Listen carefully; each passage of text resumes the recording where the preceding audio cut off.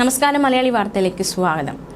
സംസ്ഥാനത്ത് വീണ്ടും ഉയർന്ന താപനില മുന്നറിയിപ്പ് നൽകിയിരിക്കുകയാണ്. മറ്റന്നാൾ വരെ 12 ജില്ലകളിൽ യെല്ലോ മുന്നറിയിപ്പ്. സാധാരണയേക്കാൾ 2 മുതൽ 4 ഡിഗ്രി വരെ താപനില ഉയരാനാണ് സാധ്യത. പാലക്കാട്, കൊല്ലം, ആലപ്പുഴ, തൃശൂർ, കണ്ണൂർ, കോഴിക്കോട്, തിരുവനന്തപുരം, പത്തനംതിട്ട, എറണാകുളം, കോട്ടയം, മലപ്പുറം, കാസർഗോഡ് ജില്ലകൾക്കാണ് മുന്നറിയിപ്പ്.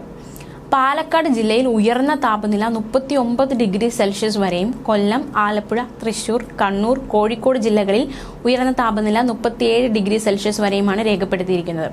തിരുവനന്തപുരം, പത്തനംതിട്ട, എറണാകുളം, കോട്ടയം, മലപ്പുറം, കാസർഗോഡ് ജില്ലകളിൽ ഉയർന്ന താപനില 36 ഡിഗ്രി സെൽഷ്യസ് വരെ ഉയരാൻ സാധ്യതയെന്നാണ് മുന്നറിയിപ്പ്. അതായത് സാധാരണയേക്കാൾ 2 മുതൽ 4 ഡിഗ്രി സെൽഷ്യസ് വരെ കൂടുതൽ താപനിലയാണിത്. സംസ്ഥാനത്ത് ഉഷ്ണതരംഗ മുന്നറിയിപ്പ് ഉണ്ടായിരുന്നെങ്കിലും ഇന്നലെ അത് പിൻവലിച്ചിരുന്നു. പാലക്കാട്, കോഴിക്കോട് ജില്ലകളായിരുന്നു ഉഷ്ണതരംഗ മുന്നറിയിപ്പ്. സംസ്ഥാനത്ത് ഉയർന്ന ചൂട് റിപ്പോർട്ട് ചെയ്യപ്പെടുന്ന ഈ സാഹചര്യത്തിൽ പൊതുജനങ്ങൾക്കായി സംസ്ഥാന ദുരന്ത നിവാരണ അതോറിറ്റി ജാഗ്രതാ നിർദ്ദേശങ്ങൾ പുറപ്പെടുവിച്ചിരിക്കുകയാണ്.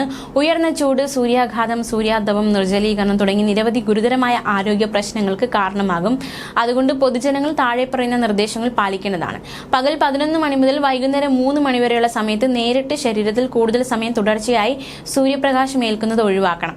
പരമാവധി ശുദ്ധജലം കുടിക്കണം. ദാഹമില്ലെങ്കിലും വെള്ളം കുടിക്കണം. അയഞ്ഞ ഇളനിറത്തിലുള്ള കോട്ടൺ വസ്ത്രങ്ങൾ ധരിക്കണം. പുറത്തിറങ്ങുമ്പോൾ പാദരക്ഷകൾ ധരിക്കണം. കുടയോ തൊപ്പിയോ ഉപയോഗിക്കുന്നത് നല്ലതാണ്.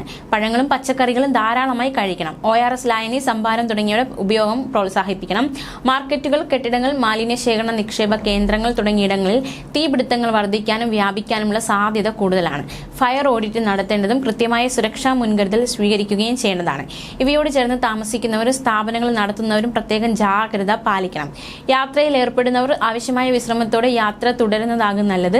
വെള്ളം കയ്യിൽ കരുതണം. നിർമ്മാണ തൊഴിലാളികൾ, കർഷക തൊഴിലാളികൾ, വഴിയോര കച്ചവടക്കാർ, മറ്റേതെങ്കിലും കാഠിന്യമുള്ള ജോലികളിൽ ഏർപ്പെടുന്നവർ എന്നിവർ ജോലി സമയം ക്രമീകരിക്കണം. ജോലിയിൽ ആവശ്യമായ വിശ്രമം ഉറപ്പുവരുത്തണം. ഉച്ചവേളയിൽ കന്നുകാലികളെ മേയാൻ വിടുന്നതും മറ്റു വളർത്തു മൃഗങ്ങളെ വെയിലത്ത് കെട്ടിയിടുന്നതും ഒഴിവാക്കണം. മൃഗങ്ങൾക്കും പക്ഷികൾക്കും ജലലഭ്യത ഉറപ്പാക്കണം. കുട്ടികളെയോ വളർത്തു മൃഗങ്ങളെയോ പാർക്ക് ചെയ്ത വാഹനങ്ങളിൽ ഇരുത്തിപ്പോകാൻ പാടില്ല. ജലം പാഴാക്കാതെ ഉപയോഗിക്കാനും മഴ കിട്ടുമ്പോൾ പരമാവധി ജലം സംഭരിക്കാനുള്ള നടപടികൾ സ്വീകരിക്കണം. നിർജ്ജലീകരണം തടയാൻ കുടിവെള്ളം എപ്പോഴും ഒരു ചെറിയ കുപ്പിയിൽ കയ്യിൽ കരുതണം. അസ്വസ്ഥതകൾ ഉണ്ടായാൽ ഉടനെ വിശ്രമിക്കുകയും വൈദ്യസഹായം തേടുകയും ചെയ്യണം. കാലാവസ്ഥാ വകുപ്പിന്റെ ദുരന്ത നിവാരണ അതോറിറ്റിയുടെ ഔദ്യോഗിക മുന്നറിയിപ്പുകൾ ശ്രദ്ധിക്കണം. ന്യൂസ് ഡെസ്ക്, മലയാളി വാർത്ത.